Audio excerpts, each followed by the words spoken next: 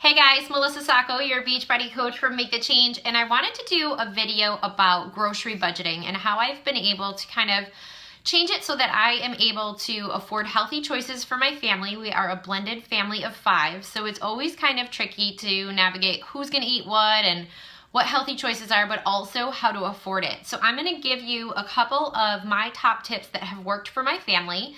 And hopefully this will help you kind of do the same thing for your family. So what I did at the beginning of this year was, instead of setting a New Year's resolution budget for groceries specifically, because I had been lax on tracking. I think that happens sometimes. We get overwhelmed with other life, life obligations, and we kind of forget where the focus needs to be in all the different areas of our life. So when I got to New Year's, I thought, what can I do that's simple? Like, there's a reason that I want to be able to shop affordably, and it's because we are a family of 5 and we love to travel, and we have 3 kids playing hockey, and college is coming up. You know, my stepson's approaching that age for college and a car. And so I keep all those things in mind and realize how important it is for me to stay on a budget. So for that, I know that I needed a tracking system. But I am super busy and I don't love all the apps and everything. I feel like it's just too much clutter and noise, and I wanted to simplify it. So I came up with a tracking system, which I will share, but there's a couple tips that I will share before I show you the tracking system. One of my biggest things that helps me is I pick a consistent day to go grocery shopping, and that helps me to make sure that I track like how much food we typically eat, how many servings of fruits and vegetables do we eat, and that helps me to avoid waste. And also, it gives me that opportunity to spend less time at the grocery store, because I sit down every weekend and I meal plan. And then I have my working list. And I shop at 2 different stores, going to, whichever has the least expensive item. That's another tip, is you have to make the time to shop at multiple stores if you really want to stick to a grocery budget, in my opinion, because going to one store, while it's more convenient, is typically more expensive. And so for me, I'm local. If you're local, I shop at Aldi's and Wegmans on a weekly basis, and I'm consistent with the day. Usually it's every 7 to 8 days that I grocery shop. And what I will say is, if I don't need to grocery shop, then I wait a day, because I think that helps me stay on track with my budget too, is going to the grocery store on an as needed basis and avoiding waste. So when I do my meal planning, I always plan for a leftover day in my week, whether it's Tuesday or Thursday. It changes. It's not always Thursdays is leftover night. But if I find myself stockpiling in the fridge, I actually will skip a day of a planned meal. Like, say I'm supposed to make meatloaf or something on Tuesday, but I know that we have all these leftovers sitting in the fridge. I'll take the meat for my meatloaf and I'll put it in the freezer, and I'll save that meal for future use. And so we eat what we have on hand, and that has been huge for me. And that's such a simple change to make, but one that I was not doing consistently before I started with Beachbody, because I wasn't really paying attention to meal planning. So that's another tip of mine, is to avoid waste, right? So we have like a leftover day.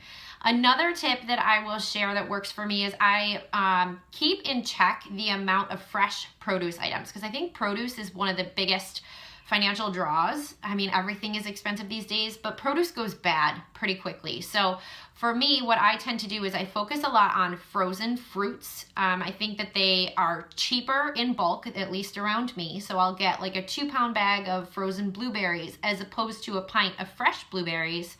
And I know that they're going to last me, and I'm not going to worry about them spoiling. And again, that goes to the waste issue, but also gives me the opportunity to buy in bulk. So as a family of 5, we buy pretty much everything we can in bulk. Even if I don't plan to use it for the meal plan for that week, I will buy it in bulk and freeze it and set it aside. And so that also helps me. I have to track my spending. So there was actually a book that I read. It's called The Compound Effect by Darren Hardy. And it actually talks about grocery budgeting and, well, budgeting in general, like just tracking. And I think that's so important. So I'm going to share with you, this is like my final tip for you, is what I have come to use as my grocery budget tool. And it's a combination of mindful spending, again, meal planning and working from a list, but also accountability at the grocery bill. So I set my budget based on my weekly responsibilities. If we have doctor's bills or something, I think that my grocery budget is always kind of fluctuant, right? Because life changes each and every week. So I think that helps me kind of set a monthly target, is if I look at each week and see where my money needs to go. But I also will say that the tracking system that I came up with is so simple. So I have this orange, and I picked this bright orange one, and I keep it in my car visor. So it's always a constant reminder. And this is what I did at the beginning of the year, and it worked so well. Instead of trying to tackle a huge goal, like I'm gonna do this for the whole year, and I'm gonna do this spreadsheet and all this, I just decided I was gonna do this for 1 month. And that is my suggestion for anybody that's working to start or tweak their grocery budget, is don't look at it as I'm gonna do this forever. Try it for 1 month and see how it works. And if it doesn't work, change it. But this works for me. So all I do is I hold myself accountable, and I put my grocery receipts in there when I get out of the grocery store, like right away. And then that reminds me that, okay, this week my grocery budget was, we'll say $150. Maybe yours is $100, maybe yours is $200. It doesn't matter. It's about accountability and tracking. So at the end of the month, my first month that I did this, I had like a monthly goal in mind, and I broke it down by week, and I stuck to it, and it was awesome. And I actually came in $100 under budget, which was phenomenal. So I think it's really important that you find what works for you. So I continue to do this process now, and every month I empty my receipts, because I don't need to keep the clutter. That's another thing. Like, if it's working, track it, move forward. And one of the other tips that I will say, and this is where you have to hold yourself accountable at the grocery belt. So in my grocery store, there is typically like a little compartment in the small carts where you can put stuff in the back, or you can flip down where a child would sit. And that is my catch-all, meaning I grabbed it, but it's not on my grocery list.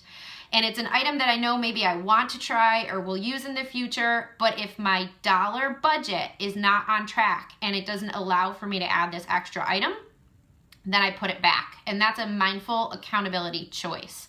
If you're looking for some, options to grocery budget in advance, I know that my local store, Wegmans, has an app that will tell you what aisle everything is in, how much it costs, so you can actually figure all your dollar totals out before you hit that grocery store. And then you'll know if you'll be able to add those items. And of course, everybody knows the opportunity for couponing, double couponing and all that stuff, but that's really kind of general knowledge. I just wanted to share what works for me and my family, and hopefully just doing this challenge for yourself. And that's something that I do in my long-term private accountability groups, where I'm running a 30-day challenge where people want to commit to a fitness program or a nutritional program. We also work on this as a weekly tracking system, kind of like you would track your pounds on the scale.